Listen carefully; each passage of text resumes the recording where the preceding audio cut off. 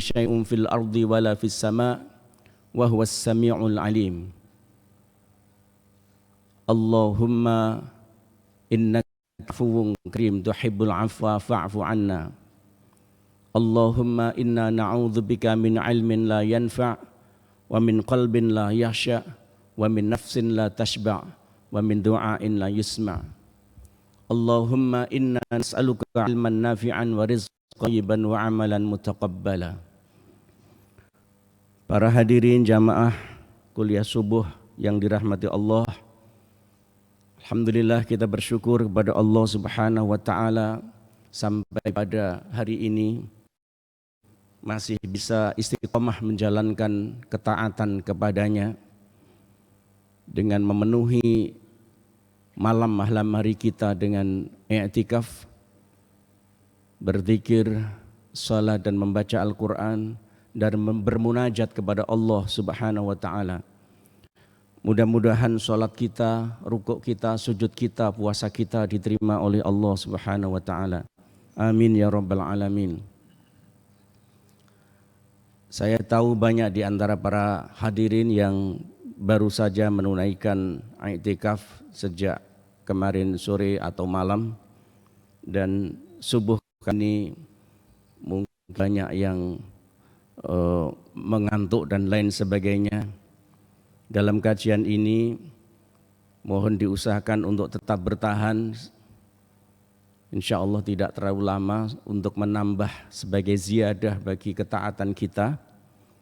Diusahakan untuk tidak ngantuk. Kalau toh wis ditahan-tahan sik masih ngantuk, ya gak apa-apa. Tidur sekalian gak apa-apa. Paling tidak kita mendapatkan kehadiran kita dicatat oleh Allah sebagai amal soleh yang mendapatkan pahala ilmu. Amin. Sebelum kita sampai kepada topik tentang amalan yang menakjubkan bagi malaikat terhadap makhluk Allah di muka bumi, ingin saya sampaikan terlebih dahulu bahwa di zaman Nabi itu pernah ada seorang sahabat yang bermimpi melihat Lailatul Qadar. Ini diriwayatkan dalam hadis Ibnu Umar dalam Muttafaqun alaih. Diceritakan anna rajulan min ashabin Nabi sallallahu alaihi wasallam, ada seorang sahabat Nabi pada waktu itu, ara lailatul qadri fil manami fi sab'il awakhir, yang melihat di dalam mimpinya itu, di dalam tidurnya itu, atau bermimpi melihat Lailatul Qadar di fi sab'il awakhir, pada hari yang ke-7 akhir Ramadan. Maksudnya ke-27 Ramadan. Faqala Rasulullah sallallahu alaihi wasallam, Nabi kemudian mengatakan, ara ru'yakum qad tawata'at fis sab'il awakhir. Saya juga melihat dan berpendapat mimpi itu memang bertepatan dengan 7 hari yang terakhir dari Ramadan. Berarti malam yang keberapa ini? Iya, 7 hari yang terakhir, ya malam 23. Sisa hari ke-7. Jadi Lailatul Qadar dalam mimpi sahabat dilihatnya pada sisa hari yang terakhir, 7 hari yang terakhir di bulan Ramadan. Faman kana mutaharriyaha, maka siapa yang ingin menjemputnya, falyatahraha fi sab'il awakhir, hendaklah dia siap menjemputnya itu pada 7 hari yang terakhir. Di hadis lain disebutkan fi sab'il bawaqi. Bawaqi itu dari kata baqi. Baqi itu sisa.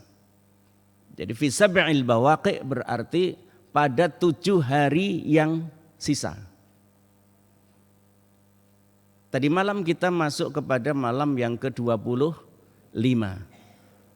Masih ada malam ke-27, malam ke-28 atau 26, 27, 28, 29. Tidak usah dipisah-pisahkan ya.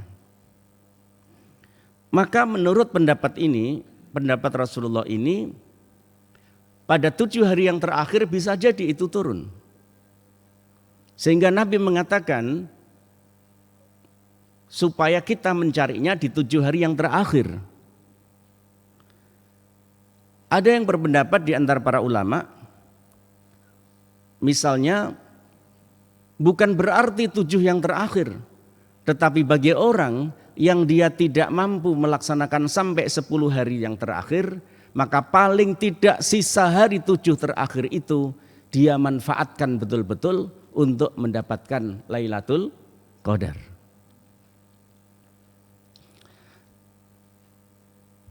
Dalam hadis yang terakhir, yang berikutnya, bahkan Nabi menyebut malamnya. Ini yang kemarin malam saya sampaikan. Dalam riwayat Ibnu Umar yang lain, di kitab Muslim dan Ahmad, juga termasuk Abu Dawud, di sana dikatakan, man kana mutaharraha au man kana mutaharriha falyataharraha fi lailati sab'i wa ishrina. Siapa yang berusaha untuk menggapainya, menggapai Lailatul Qadar, hendaknya dia berusaha menggapainya pada malam ke-27. Ini berarti lebih jelas malam yang ke-27. Ganjil. Jadi masih ada waktu. Jadi Bapak Ibu Saudara yang belum berkesempatan untuk iktikaf, malam yang ke-27 itu menurut riwayat Ibnu Umar. Jadi siap-siap nih panitia untuk menyediakan makan sahur yang banyak. Jangan sampai telat apalagi kehabisan. Karena bisa jadi malam 27 itu akan semakin banyak yang ikut. Ini saya lihat malam tadi itu banyak banget itu, padat. Sempat dihitung enggak Pak Jandi? 175, yang sebelumnya 150, 175. Bisa jadi nanti 200 lebih gitu. Jadi ibu-ibu harus siap ini untuk makan sahurnya. Tapi ya jangan banyak-banyak makannya, ntar fokus kepada makan, tidak fokus kepada itikaf. Lalu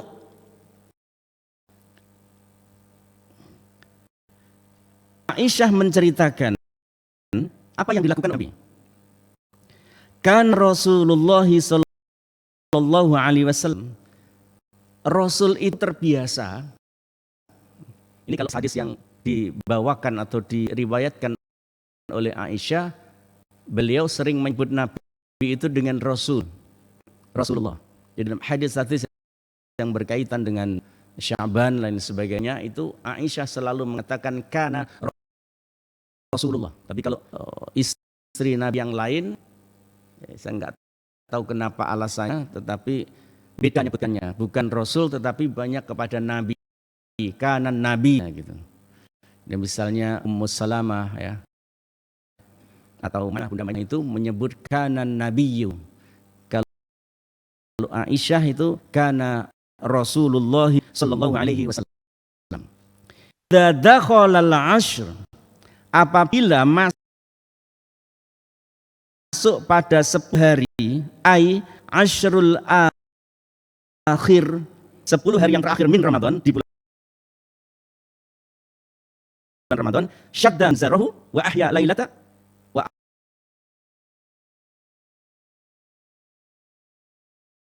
aiqadha ahlahu, mulai mengencangkan ikat pinggangnya dan menghidupkan malam-malamnya, lalu membangunkan keluarganya. Itu kalau pada 10 hari yang terakhir. Terlihat sekali di hadis ini beliau tidak membedakan antara ganjil atau genap. Sehingga di 10 hari yang terakhir itulah beliau memang benar-benar menyiapkan diri untuk menggapai Lailatul Qadar. Ketika sahabat mendesak, kepingin tahu dan lain sebagainya, Nabi menyebutkan fil witr. Tapi ketika didesak lagi, Nabi memprediksi, ya, itu malam yang ke-27. Sementara Ibnu Abbas suatu saat diundang oleh Umar bin Khattab untuk diajak diskusi kapan Lailatul Qadar itu turun. Umar bin Khattab mengundang sahabat-sahabat terkemuka di antara sahabat Nabi, termasuk Ibnu Abbas yang masih muda tetapi cerdas di dalam agama. Rata-rata para sahabat itu berpendapat berbeda-beda malam keberapanya. Tetapi ketika Umar menoleh kepada Ibnu Abbas, dia bertanya, "Fama bika alla tatakallam ya Ibnu Abbas? Kenapa kau kok tidak bicara?" Ibnu Abbas mengatakan, "Wallahu a'lam." Allah yang lebih tahu. Umar agak keras sedikit bicaranya. "A'lamu annallaha a'lam." Ya pasti aku tahu, ya Allah itu Maha tahu gitu. "Lakin as'aluka min ilmika." Aku minta kau datang itu untuk bicara ilmumu tentang Lailatul Qadar. Maka Ibnu Abbas kemudian menjawab, "Innallaha witrun wa yuhibbul witra." Sesungguhnya Allah itu ganjil dan menyukai ganjil, yang ganjil. Khalaqa sab'a samawat. Allah menciptakan langit itu 7 tahap, 7 tingkat, 7 sab. Khalaqas samawati sab'an wa ja'ala 'adadal ayyami sab'an, dan menjadikan bilangan hari itu 7. Wa ja'ala tawafa bil bait sab'an wa sa'ya minas safa wal marwah sab'an. Allah juga memerintahkan tawaf sa'i 7 kali. Wa khalaqal insana min sab'in. Allah menciptakan manusia dari 7 tahap, melalui 7 tahap. Wa khalaqa rizqahu min sab'in. Allah juga menciptakan rezeki manusia itu 7 macam. Umar kaget. Ta'lamu ma'alam. Kau kok sudah tahu apa yang tidak aku ketahui? Coba jelaskan kepadaku. Di mana Allah mencipta manusia 7 tahap dan Allah menyediakan rezeki manusia itu 7 macam. Ibnu Abbas lalu menyebut Allah mencipta manusia 7 tahap itu terdapat di dalam surah Maryam ayat 12 sampai 14. Di sana dikatakan, laqad khalaqnal insana min sulalatin min tin thumma ja'alnahu nutfatan fi qararin makin thumma khalaqnan nutfata 'alaqah fa khalaqnal 'alaqah mudghah fa khalaqnal mudghah 'idham fa kasawnal 'idhama lahma thumma ansha'nahu khalqan akhar. Persis 7. Lalu ditutup oleh Allah, fatabarakallahu ahsanu khaliqin. Ini 7 macam, 7 tahap penciptaan manusia, mulai dari laqad khalaqnal insana min sulalatin min tin. Sungguh telah kami cipta manusia itu dari saripati tanah. Ya, kemudian diciptakan dari saripati tanah itu adalah nutfah, air mani, dan seterusnya sampai dari air mani itu lalu menjadi segumpal darah, dari segumpal darah lalu ada tulang, dari tulang itu diberinya daging dikasih kerangka, dari kerangka lalu dibungkus daging lagi, dan kemudian yang ketujuh adalah fatabarakallahu ahsanul khaliqin. Allah sempurnakan ciptaan manusia 7 tahap persis, dan itu di dalam ilmu pengetahuan dibuktikan oleh para ahli-ahli ilmu pengetahuan. Manusia tercipta dalam 7 tahap di dalam proses penciptaannya. Sehingga itulah maka kata insan yang berasal dari ins, Ya, dari uns, ya, ins, kebalikan dari jin. Dari jin itu sesuatu yang tersembunyi, ins sesuatu yang nampak, yaitu manusia. Kalau jin sesuatu yang tidak tampak, ya jin. Tapi ada orang yang nampak mencari yang tidak nampak. Bahkan ada manusia yang berteman dengan jin. Kalau misalnya ibu-ibu sembunyi-sembunyi mencari dompetnya bapak itu, maka sang istri yang ibu ini sedang menjadi jin. Gitu. Maka jangan sembunyi-sembunyi segala sesuatu itu ya. Bicara sembunyi-sembunyi, nah itu bicaranya jin-jin itu. Jadi jangan sembunyi-sembunyi. Gitu. Nah, ins itu yang nampak. Nampak dimulai dari proses-proses pentahapannya. Tetapi setelah kata insan, ternyata dari nampak ini juga menjadi uns. Uns itu sesuatu yang lemah lembut, sesuatu yang harmoni, sesuatu yang taat, yang enak ditekuk dan lain sebagainya. Jadi kata uns selain nampak, penampakan proses pentahapannya, itu juga punya pengertian sesuatu yang bisa lunak, lemah lembut, harmoni, taat, mudah untuk diberitahu. Itu manusia kalau kata insan. Karena itulah kata insanun itu nyambungnya dengan kata al-kamil. Sehingga ada istilah insanul kamil, manusia sempurna. Manusia sempurna ini sempurna secara fisik yang diproses, dibentuk melalui 7 tahap, kemudian membentuk seperti kita ini. Laqad khalaqnal insana fi ahsani taqwim, sempurna. Tetapi juga sempurna karena dia punya sifat-sifat yang lemah lembut, yang penuh kasih sayang, yang welas asih, yang mudah sekali diajak untuk berteman, bersahabat, menciptakan harmoni, tidak gelem tukaran. Asline menungso itu tidak mau tukaran, tidak mau bertengkar, tidak mau tercerai-berai karena mereka ingin harmoni. Kata uns dari ins, ingin harmoni dan mudah untuk diberitahu, gampang taat. Bisa ngerti, oh lah iki benar, iki salah, lalu diperintah melaksanakan yang benar, dia nurut, dilarang melakukan sesuatu, dia juga nurut. Jadi manusia itu penurut gitu. Maka lek ono menungso sing gak gelem nurut, gak kena dikandani, ya iku duduk menungso gitu. Jadi itu kata ins. Lah dari mana Allah kemudian menyediakan manusia itu 7 macam rezeki? Tanya Umar. Lalu Ibnu Abbas menjawab, di dalam surah Abasa ayat 27 sampai 32. Coba kita buka dalam surat Abasa ayat 27 sampai 32. Di sana Allah berfirman, "Anna sababnal ma'a sabba, thumma syaqaqnal arda syaqqa." Kami gulirkan, kami sabba itu tuangkan air dengan banyak, artinya dituangkan begitu banyak, dibanjiri kita ini dengan air, dipenuhi dengan air. Tsumma syaqaqnal arda syaqqa, kemudian kami belahkan bumi itu. Jadi bumi air oleh Allah dibelah, disiapkan, dikasih air untuk apa? Untuk apa? Untuk fa'ambatna fiha habban. Lalu kami tumbuhkan dari bumi dan air itu habban, biji-bijian. Wa inaban, anggur, wa qadban, sayur-sayuran, wa zaitunan, buah zaitun, wa nakhlan, buah kurma, wa hadaiqa gulban, perkebunan, hasil-hasil perkebunan, wa fakihatan, buah-buahan, wa abban, rumput-rumputan.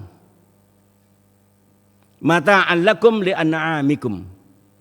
Jadi mulai dari biji-bijian, anggur, sayuran, zaitun, kurma, hasil-hasil perkebunan, buah-buahan, 7 yang pertama kata Ibnu Abbas itu adalah rezeki untuk manusia. Tetapi yang terakhir rumput-rumputan untuk binatang. Kecuali ono manungsa sing gelem mangan rumput. Umar mengatakan, hebat sekali kamu, sudah tahu apa yang tidak aku tahu. Dari situlah maka menurut pendapatku, kata Ibnu Abbas, Lailatul Qadar itu sisa hari terakhir adalah 7. Maka Lailatul Qadar menurutku kata Ibnu Abbas turun pada malam ke-23. Itu Ibnu Abbas. Berpendapat Lailatul Qadar turun malam 23. Nabi sendiri minta kita mencari Lailatul Qadar lebih detail pada malam ke-27. Coba. Betul. Nabi bilang 27, malam 27, Ibnu Abbas berpendapat malam 23. Jadi ya podo gak roh nih. Yang tahu hanyalah Allah. Maka kata Ibnul Qayyim tadi malam saya sampaikan, tidak usah fokus kepada kapan turunnya. Tapi fokuslah bahwa Allah menyediakan, menurunkan, memberikan bonus istimewa kepada umat Rasulullah, yaitu Lailatul Qadar. Sebab kalau kita fokus nanti seperti itu, kita menjadi sempit.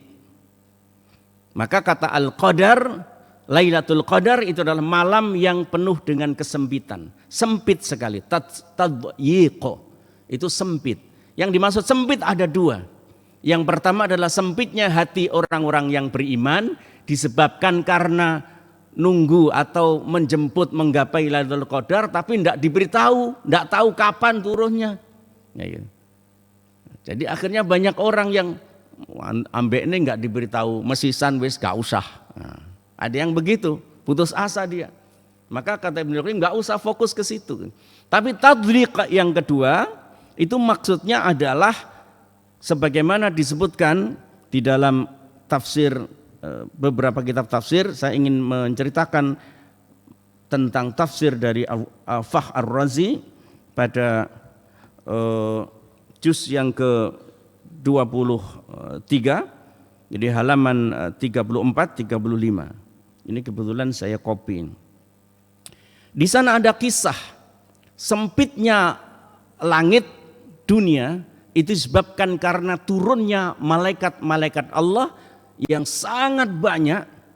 Malaikat-malaikat Allah yang turun itu adalah malaikat-malaikat pilihan, bukan sembarang malaikat, dan dipimpin oleh waruh sebagaimana disebutkan dalam surah Al-Qadar. Inna anzalnahu fi lailatul qadr, lailatul qadri khairum min alfi syahr, tanazzalu alaihimul malaikah waruhu fiha. Turun pada malam itu malaikat-malaikat dan ruhnya Allah. Ada yang berpendapat malaikat itu adalah malaikat jenis lain sebagai manusia. Ada berbagai macam bangsa yang berbeda-beda, yang ini unggul, jenis unggul malaikat yang turun ini. Termasuk waruh, itu ada yang berpendapat adalah malaikat yang benar-benar unggul di antara mereka. Coroni mahasiswa yang lulus dari kuliahnya itu lulusnya komlot lah. Jadi waruh itu malaikat yang istimewa, yang representatif. Tetapi bagi kitab tafsir juga yang menyebut waruh itu adalah Jibril. Tidak masalah bagi kita.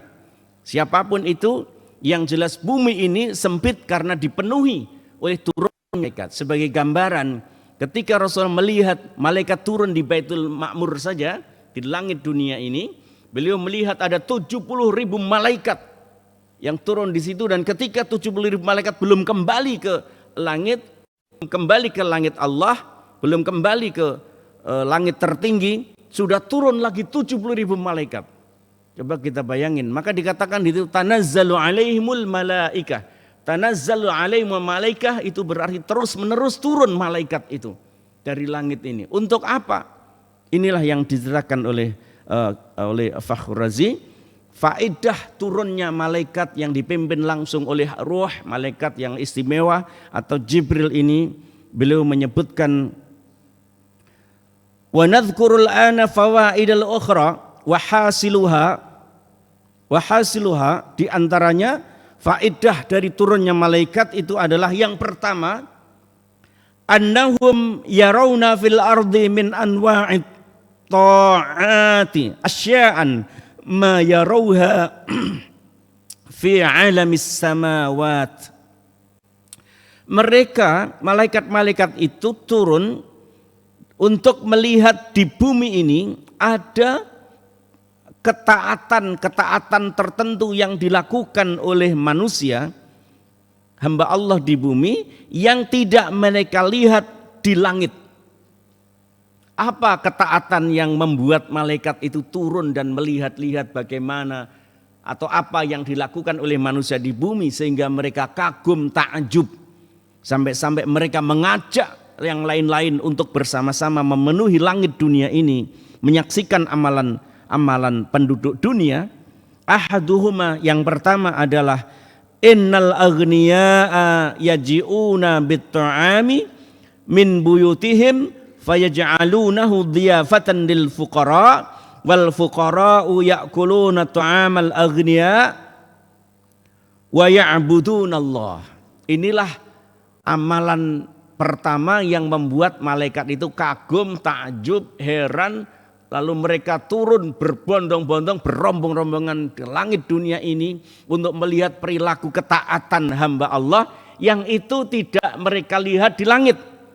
Bahwa orang-orang kaya di bumi pada malam-malam Lailatul Qadar itu mereka membawa makanan-makanan dari rumah-rumah mereka dan menjadikan makanan itu sebagai bagian makanan yang dibutuhkan oleh kaum fakir miskin, dan orang-orang yang membutuhkan itu makan makanan yang dibawa oleh orang-orang kaya tersebut, dan mereka menyembah Allah, beribadah, memenuhi malam-malamnya beribadah kepada Allah Subhanahu wa taala. Coba iman enggak kalau tidur kita malam ini, ya? 10 malam terakhir turu tok. Padahal malaikat itu kagum pada hamba Allah yang seperti itu. Mereka memenuhi malam harinya dengan beribadah, menyembah Allah, beriktikaf, serta datang tidak hanya ibadah tok. Orang-orang kaya datang membawa makanan gitu. Jadi jangan sampai kita sahur itu kekurangan nanti itu. Karena ini makanan yang dibawa oleh orang untuk mereka yang membutuhkan, itu disaksikan oleh malaikat dan mereka kagum itu. Ya Allah, seperti itu. Di langit gak ada orang yang seperti itu, makhluk seperti itu. Karena memang malaikat gak butuh makan minum gitu. Kalau kita butuh banyak gitu. Maka nun sewu Bapak Ibu, sudah gak usah diminta-minta, gak usah dikirimi surat. Kalau memang ini 10 malam terakhir, yuk kita kirim makanan iftar sebanyak yang dibutuhkan. Kalau bisa rebutan, ya, saya ini, saya itu. Sehingga banyak orang yang 10 malam terakhir itu membagi makanan kepada mereka yang puasa, membagi makanan kepada mereka yang sedang i'tikaf, untuk iftar, untuk sahur, dan untuk kaum fakir miskin yang membutuhkan. Jadi meskipun di sini dikatakan lil fuqara, yang dimaksud fuqara ada orang yang butuh. Karena kata fakir itu butuh. Kalau ghainiyun, kaya, itu tidak butuh. Ya. Tapi kita juga butuh, karena butuh makan pada waktu sahur. Ya, karena itu nggak usah kita ribut. Ini apa, dari mana dan sebagainya. Kalau kita memahami ini, insya Allah berebutan kita ini memberikan makanan kepada mereka yang butuh. Gitu. Jadi insya Allah Pak Haji Andi, mudah-mudahan mulai nanti malam sampai terakhir kok sing teko wakeh, makanan juga banyak ya. Ini disaksikan oleh malaikat dan malaikat kagum itu. Kemudian kata Ar-Razi, wa hadza naw'un minat ta'ati la yujadu fis samawati. Ini adalah jenis ketaatan pertama yang dilakukan oleh makhluk di bumi yang tidak mereka temukan itu di langit. Hanya di bumi mereka kaget itu. Wa tsaniha, dan yang kedua amalan apa yang membuat malaikat itu kagum? Annahum yasma'una aninal ausati wa hadza la yujadu fis samawati aidan. Mereka mendengar rintihan orang-orang yang berdosa. Kita sebut pendosa, ya, orang yang berbuat dosa. Orang-orang yang berbuat dosa itu merintih. Jadi mereka mendengar rintihan orang yang berdosa, mohon ampun kepada Allah Subhanahu wa taala, menyesali atas dosa-dosa dan kesalahannya, Dan yang perilaku semacam itu la yujadu fis samawati, juga tidak pernah melihat mereka itu di langit. Apa yang dikatakan?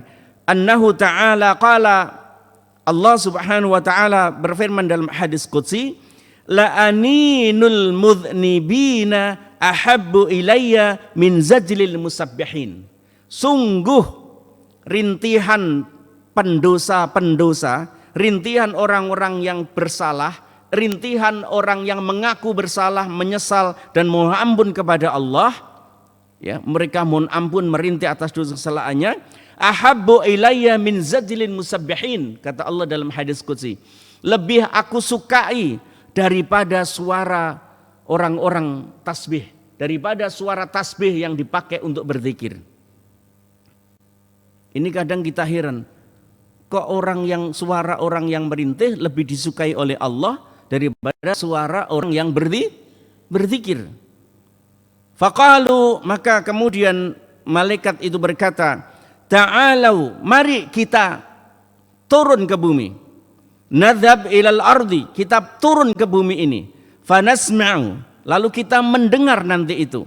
Sautan huwa ahabbu ila rabbina min sauti syajihan, yaitu suara, lalu kita mendengar di bumi itu suara yang lebih disukai oleh Tuhan kita daripada suara tasbihan, daripada suara orang-orang yang bertasbih atau suara tasbih yang dipakai bertasbih, berzikir oleh orang.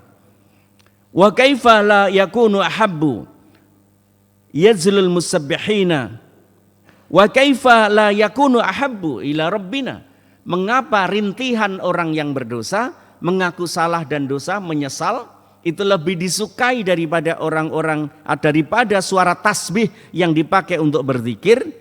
Maka kata Ar-Razi, wa yazlul musabbihina, suara tasbih yang dipakai berzikir itu izharu likamali halil muti'in, adalah menunjukkan keadaan orang-orang yang taat, orang-orang yang sudah taat, dia berzikir dengan tasbih kepada Allah Subhanahu wa taala. Tetapi wa aninul usati, sedangkan rintihan para pendosa-pendosa yang mengaku salah, menyesal, mohon ampun kepada Allah, itu izharu li ghafariyati rabbil ardi was samawat, menunjukkan besarnya ghafarah, ampunan Allah Subhanahu wa taala, pemilik langit dan bumi. Kalau kita mengacu kepada hadis lain, Allah itu sangat lebih suka kepada orang yang dia kembali kepadanya, mau kembali kepadanya, mengakui dosa dan salahnya setelah dia banyak melakukan berbagai macam perbuatan keji dan maksiat serta dosa-dosa yang berbagai macam. Bukan berarti yang taat-taat tidak disukai, tapi itu menunjukkan ketaatan hamba. Seolah-olah Allah di sini, Bapak, Ibu dan Saudara, ingin menunjukkan kebesarannya, keagungannya dengan besarnya, luasnya ampunannya. Dan Allah seolah menyuruh kepada kita, orang-orang yang bersalah dan berdosa, jangan pernah sekali-kali kalian berputus asa terhadap ampunanku, kata Allah. Kalau di dalam surat Az-Zumar ayat 53 malah dikatakan qul ya ibadiyalladzina asrafu ala anfusihim. Katakan kepada hamba-hambaku. Di situ disebut langsung ibadiyah, hamba-hambaku, bukan orang lain. Jadi orang yang melakukan perbuatan salah dosa itu termasuk hambanya Allah, tapi dia masih melakukan perbuatan dosa dan salah. Katakan pada mereka hamba-hambaku yang masih melakukan dosa dan salah, ya, yang melampaui batas, yang berlebihan, terus menerus melakukan dosa dan salah. La taqnatu, jangan pernah berputus asa min rahmatillah, atas dari rahmatnya Allah. Innallaha yaghfirudz dzunuba jami'an. Malah diperkuat di situ dengan pernyataan Allah, sesungguhnya Allah itu mengampuni seluruh dosa, semua dosa, tanpa kecuali. Nah, Bapak, Ibu, dan Saudara, 3 hadis yang bisa menghapus dosa-dosa kita di masa lalu, itu satu adalah man shoma ramadhana imanan wahtisaban ghufira lahu ma taqaddama min dzambi. Yang kedua, man qama ramadhana imanan wahtisaban ghufira lahu ma taqaddama min dzambi. Siapa yang salat di siang hari, siapa yang puasa di siang hari, yang salat lail di malam hari pada bulan Ramadan karena iman sungguh-sungguh mengharap ridha Allah, diampuni dosa. Dan yang ketiga adalah man qama lailatal qadri. Jelas, siapa yang berdiri salat pada malam-malam Lailatul Qadar imanan wahtisaban ghufira lahu ma taqaddama min dzambi. Penuh iman dan berharap sungguh-sungguh kepada Allah, diampuni dosa-dosanya.